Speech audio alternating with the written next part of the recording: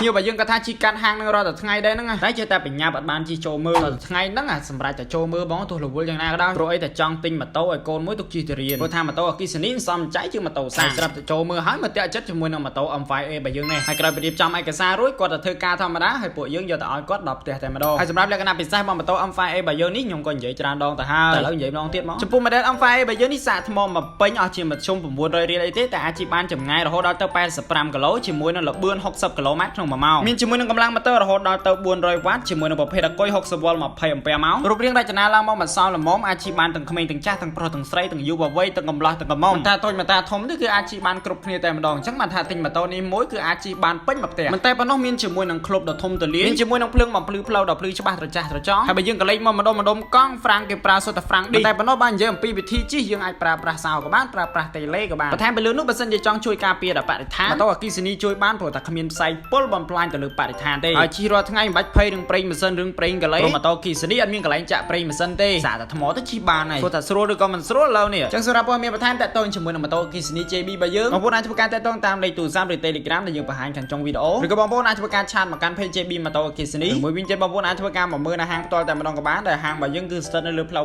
271សកាត់ទឹកល្អ3ខណ្ឌទួលគោករាជធានីភ្នំពេញ